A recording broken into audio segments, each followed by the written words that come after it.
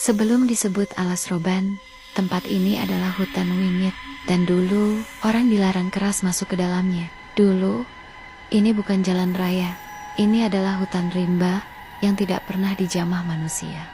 Orang Jawa dulu menyebutnya Alas Sing Duwe Dalem, hutan yang punya penghuni dan bukan manusia yang pertama tinggal di sini. Tempat ini sering dipakai untuk bertapa, untuk mencari kekuatan atau menyembunyikan diri dari dunia.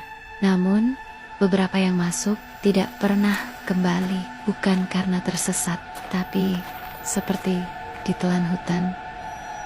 Warga sekitar percaya ada penjaga tua di dalamnya, makhluk yang usianya jauh lebih tua dari manusia. Dan ketika Belanda membuka hutan ini menjadi jalan, keseimbangannya berubah. Dari sinilah cerita mengerikan Alas Roban berawal. Saat Belanda membuka hutan ini menjadi jalan, tak banyak yang tahu berapa banyak nyawa yang hilang di sini. Proyek ini bukan sekedar membuka hutan, ini adalah pembelahan tanah tua, tempat roh-roh lama berdiam. Ribuan pekerja lokal dipaksa bekerja tanpa upah, tanpa pilihan, dan banyak yang tak pernah pulang. Mereka yang meninggal karena kelelahan, sakit, atau kecelakaan tidak pernah dimakamkan secara layak, hanya ditanam di pinggir hutan. Warga setempat masih percaya arwah yang tidak dilepas akan tetap berada di tempat ia jatuh. Dan saat jalan mulai dipakai, pengemudi pertama melaporkan hal yang sama. Ada yang berjalan di sisi jalan, mengikuti langkah mereka. Banyak yang percaya ini bukan penampakan, melainkan para pekerja yang masih menunggu dijemput pulang. Hingga sekarang, banyak yang hanya mendengar cerita, tapi ada satu orang yang pernah melihatnya, dan ia masih hidup.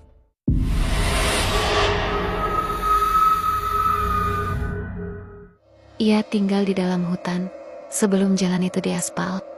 Katanya, setiap malam ada suara langkah perlahan, pelan, seperti sedang mengitari rumah. Awalnya ia kira itu binatang, sampai suatu malam, suara itu berhenti di sekitar rumahnya. Ia melihatnya, sosok tinggi besar, hanya diam di antara pepohonan, seperti menunggu dan mengawasi. Kakek itu mengatakan, sosok itu bukan ingin menyakiti, ia hanya menjaga sesuatu yang manusia tidak boleh sentuh.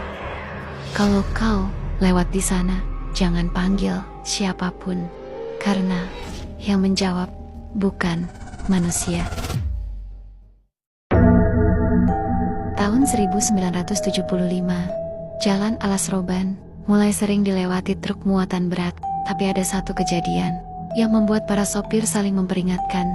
Seorang sopir bernama Pak Sarman bercerita, saat malam jalan gelap, hanya lampu truk yang membelah hutan, semuanya normal.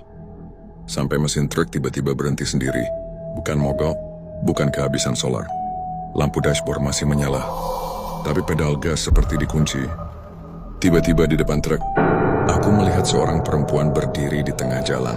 Rambut panjang, bajunya lusuh, tapi kakinya tidak menyentuh tanah. Seketika itu aku refleks menutup mata dan membaca doa.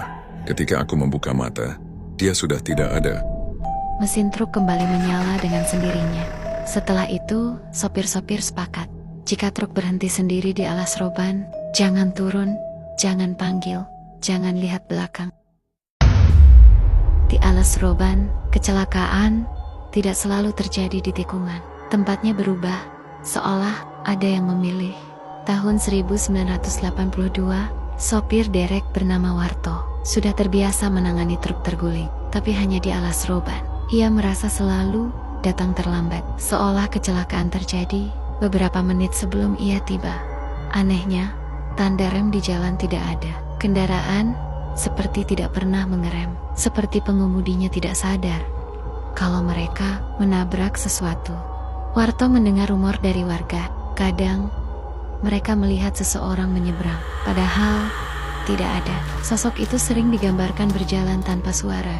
Malam itu, Warto melihat sendiri. Saat lampu derek menyorot tikungan, ada sosok berdiri tepat di tengah jalan. Tapi, saat ia berkedip, sosok itu hilang, dan sebuah mobil muncul dari balik kabut.